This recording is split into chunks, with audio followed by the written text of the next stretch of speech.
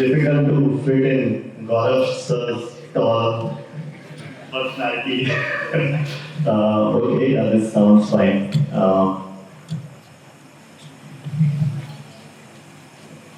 So I think maybe he was not entirely wrong by like saying British Ram College, because I think when I was in college mostly I was interested maybe more in British Ram College and my studies in my own research.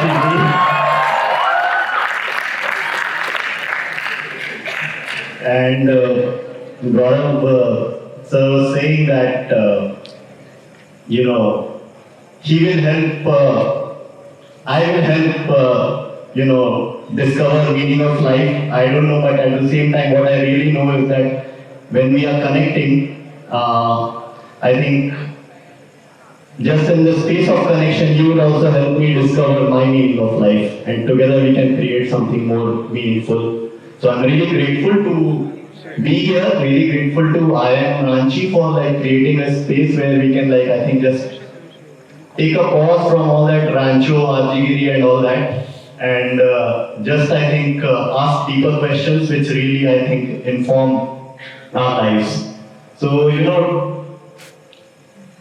I'll just start with a joke because this just seems like such a beautiful setting to talk about serious things, and I just feel so. A month or 2-3 months ago, I was on a call with one of the most respected Buddhist. He doesn't qualify himself as a Buddhist today, but like a meditation teacher or former monk, and we asked him that how do you take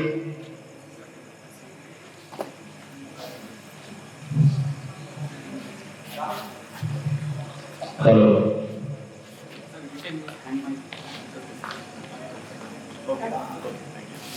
Thank you. So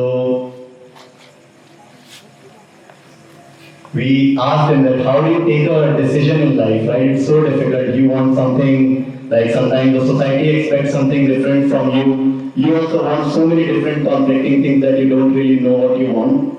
So how do you really discover what is a good decision to take? And he says, and have you ever struggled with those challenges that trying to take a decision which is the right decision? And he says, if you do something and your family doesn't approve of it and none of your friends also approve of it, then you can start to understand that you're on the right track. But of course, there's a disclaimer to it that it should not be all going haywire and all unethical and wrong stuff.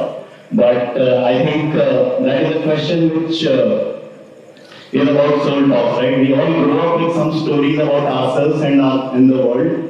But time and again, as we start growing up, those stories start getting tested.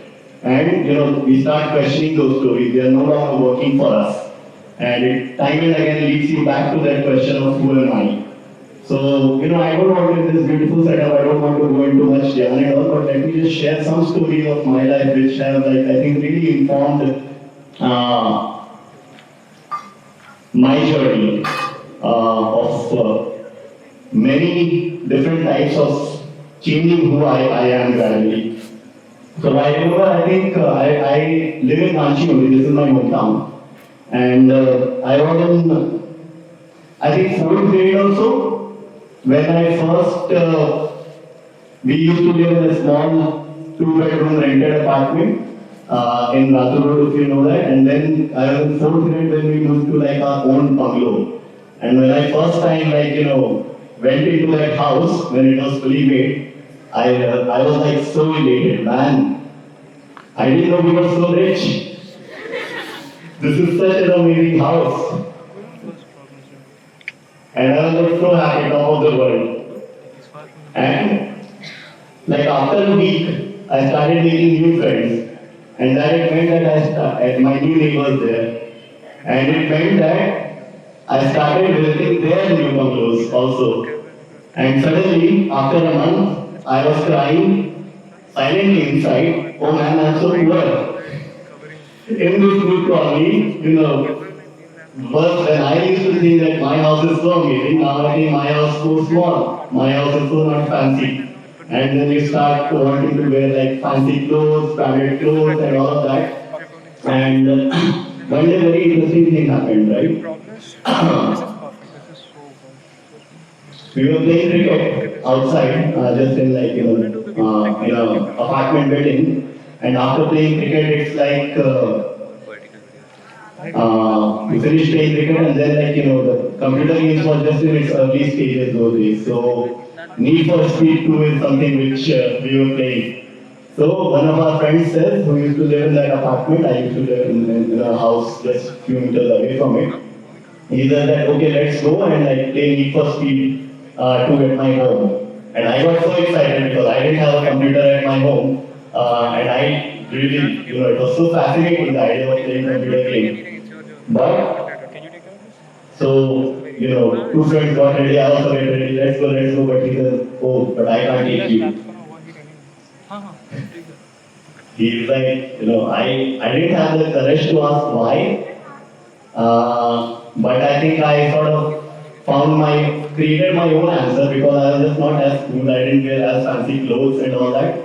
So I think the lesson today from looking at stories like that is that I think events happen in our life, whether at home or with friends or outside or whether in the culture generally, which I think hurt us. And then we don't have any framework. Really, we don't sit with the hurt, we don't really introspect it deeply, but we just start running in the race. So I think one of my races of sort of becoming superior, of establishing myself as important, as like a successful guy, came out with academics. I realized that, slowly, oh, I was good in academics, right? And that started to become my identity. When I finished 10th grade, at that time, my sister had just given 12th grade exam. And all throughout, I think in my family, I was always like the most intelligent child in the family. So all the attention was in me. Like, he is like someone who will like, take the family's name, make the family proud. But a very funny thing happened in 10th grade that, my sister gave 12th grade and she got more marks, 12 boards with, than what I got in 10th. And all the attention was on her. And she became like Jharkhand's second topper or something. She got admission in Sri Ram College of Commerce. And I was like so annoyed, man. It feels bad, right? You won't believe it. I was shocked. I saw a photo once, and there are so many photos like that. Olympic happen, right? You all know Olympics. And first, second, third prizes, gold medalist, silver medal, bronze medal is given, right? You will find so many photos in public record. A person has won the silver medal, and you will see them so angry. It's just that because there's such a deep, need inside to win, right? So that need to win, that need to be better than others always, I think it took a deep hit. And that's why I said, कि अभी तो इज्जत गई, अभी इज्जत पाने के लिए at least that's the base minimum I have to get into Sri Ram College of Commerce. And that's how I got into Sri Ram College of Commerce, and I started studying CA along with it. And to cut the long story short, then I think I finished Sri Ram College of Commerce. I studied CA. I was studying CA along with it also. And a couple of years after finishing BCom, I finished CA, and after CA, I started working. Basically, I tried for different jobs. I had I think one of the things which happened in between is when I finished CA and when I finished 12th grade and then I gave CPT exam, which is like the first level for CA, I got like All India third rank. And to be honest, actually, I surprised myself. Like, oh my God, I'm so intelligent. But what happens with any kind of success which comes in your life is that it doesn't take much time to get addicted to it. Right? Like when I was giving the second and third level of CA exams, 3 years and 5 years later, I knew what was my condition, that I was so afraid of failure, that I was so afraid, like people say कि अगर किसी को कुछ बोल दो कि यार ये बंदा ना बस एवरेज है, तो मतलब गाली सी लगती है, right? कि somebody is like giving you a slang. But what is that kind of world which we are creating? Because by mathematically, right, at least half of us will always be below average, right? And you can be great in one thing, right? But you will be average and below average in so many other things. So I was so afraid of failure that even my health started going down, all the things started going down. I used to feel so insecure. But all of that, I finished EA. I struggled to find a job which I wanted, the kind of jobs which I wanted, and I started working in Gurgaon.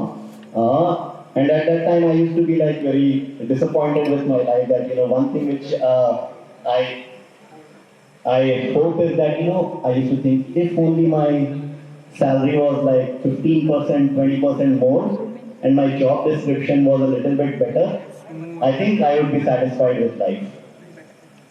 Luckily, or by I think whatever hard work or whatever, or luckily I don't luckily only, yeah.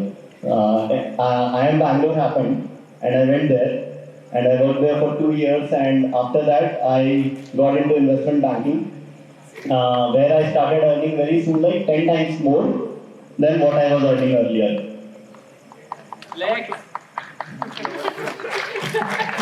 Boss, you guys really clap at like all these achievements and my salary and all that, but I don't believe you. So I started earning 10 times more, but is it okay? one very interesting thing happened after I completed 2 years. So we have bonus days, right? And on that bonus day, what you do, so what I was doing, work-wise, what I was doing is that basically we help all the big internet companies of India in fundraising, like mergers, acquisitions, and fundraising, all the private equity funding. So you see companies like Swiggy, Byju's, Book My Show, all these companies, we were working with them, helping them raise all this capital. But first very interesting thing which happened, actually I think it's relevant here, is so right after, so actually when I got through my campus placement in Avendus Capital, actually I was extremely unhappy with it. Even though it's like among the top recruiters, but I was like, yeah, मेरे जैसा बंदा तो Goldman Sachs बनता है. So much so that you won't believe, in my summer internship interviews, I got rejected at 3-4 like Goldman Sachs, Citibank, Morgan Stanley and all. First in the interviews I got rejected. And before the interviews I was like, कहीं भी चल जाऊँ but Avendus तो नहीं जाना होगा. Not that Avendus is bad, but it's a great firm. But it's just that the high standards you set yourself. And I stepped into that interview and I was like, I didn't plan to be here, but I'm just here. So anyway, but might as well we make the best of it. So I was extremely unhappy and I was always like, I'm working so hard, I'm so intelligent, I'm working so hard, more than intelligent, but still life is not, I'm not getting as much as I deserve from life, as much success as I deserve from life. And very soon after that, like I started working and within a month or two, I got a call from another much larger investment bank with double the salary offer. And they just loved me and they just wanted to hire me like after 3-4 rounds of interviews. But what happened interestingly is just before the day I got the final offer, like my boss then at Avendus Capital, he heard like, a lot of his new hired graduates are actually looking for a job in a different company and they will all leave and they're like, what will we won't have good talent and all. So he started approaching each one of us and he's like, can you make me a promise that for 1 year at least, like you will give this a chance. And I felt partly maybe, is it even right of him to ask that? But I was like, okay, maybe he's asking that now the ball is on my court. And he had some better points. I did internship there, I got a PGO, I is they still made flexible enough opportunities for me to try out different things. But then I finally came here. So I said, okay, I give you my word. Next day I got the offer from a much larger bank for double the salary.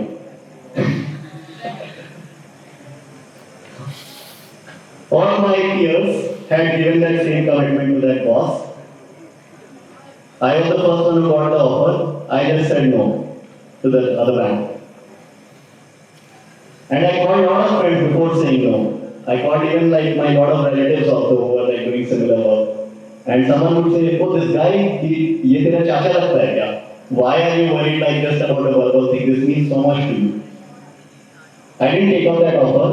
Two other colleagues from my firm ended up taking the offer despite committing that they would stay. And that was quite normal, I don't blame them. But that was one incident. I think I surprised myself again. That, oh man, why am I doing this? And I think that was one of, there are many moments in life because this is a mad world we are living in, right? I mean, college is still it feels so mad, but there's some semblance of order. Once you go outside, you know how much madness is there in life, where you have no anchor, like, you know, how do you...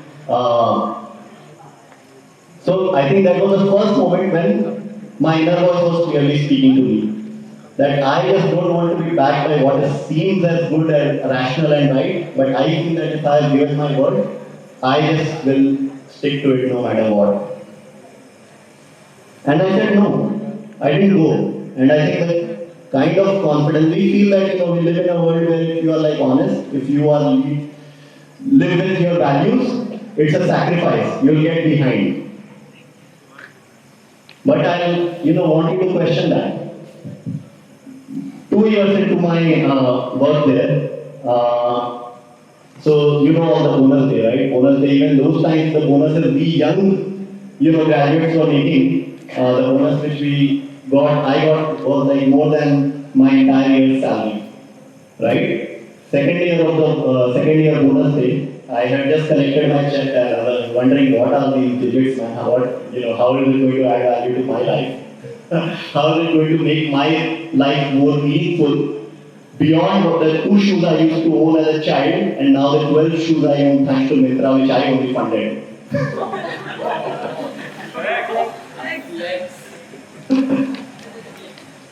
So I was walking back to my desk and one of the senior people in the firm who spent like 25 years in the industry, he says, Rohit, I have been in this industry for the last 25 years and each year the day of the bonus is the saddest day of the year for me. I was like a bit shocked. He meant like a happiest day, but he accidentally said it's the saddest day. And I was like, I just paused for a moment and I walked closer to him. What do you mean? He's like, whether it's a great year, good year, bad year, ugly year, we get money according to that. I have earned a lot of money. But whatever amount we receive, there's a voice always inside which somehow conjures a very compelling logic for why I should have got more. I remember I was having a great day, like feeling great about my work another day. And oh man, I have done so much hard work, closed so many deals, done so much work which people may not have done like in their 10 years in their career and so on. And then I opened LinkedIn in office and like, this guy has a new job at this particular private equity firm. And suddenly I started questioning, oh, this is such a bad year, man. Like, what am I doing in life? So all these things. So what really I think triggered a lot of this questioning is somehow I stepped into a meditation course.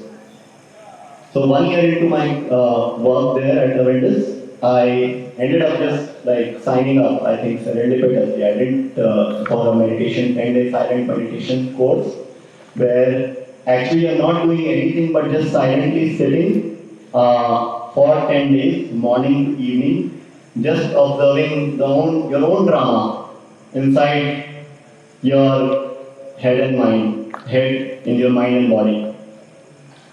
And that was, I think, a very, very powerful experience for me in terms of.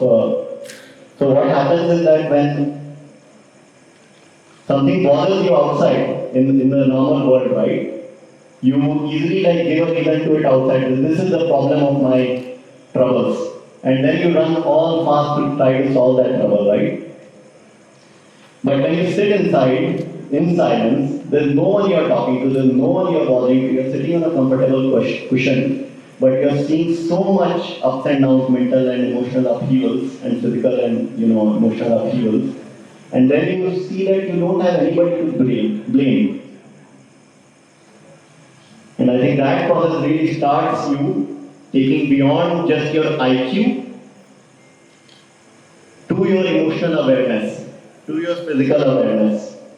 And I came back from that retreat, and my boss then, he took me out for breakfast, and he said, he was very curious that actually what I did, what happened, how was my experience and all. And he asked me that, Rohit, how was your experience? I surprised myself also by saying that, I am someone who has sort of honestly valued education, that whatever came to in my journey I just studied, and I hope that something good interesting will come out of it for me as well as for the society. But I think that these 10 days of education were more valuable than my 25 years of past education. So,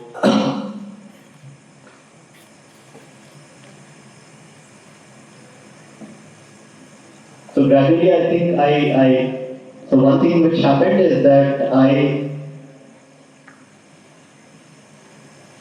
realized that just achieving more is not making me happy, right? Actually, just by sitting in silence and understanding that things keep on changing, I was able to access much deeper levels of happiness. And then, when you're just not looking for happiness in the wrong places, like your job or your partner or things like that, I think you really start getting the freedom to look outside in a more objective way. That what is happening. Like, we all used to, like in a preschool, we all dream of like becoming CEOs of big companies, right? You'll be shocked, right? There's like a psychopath personality test, okay? The score which an average CEO has on that psychopath personality test is 5 times more than normal population, and that score is same as like prisoners, like criminals. So if you start looking at it, like you will see that there's so many problems which are part of our modern systems. And when India was getting independence,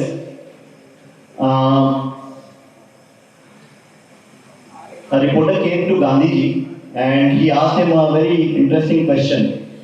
He asked him that, now that the Britishers are going,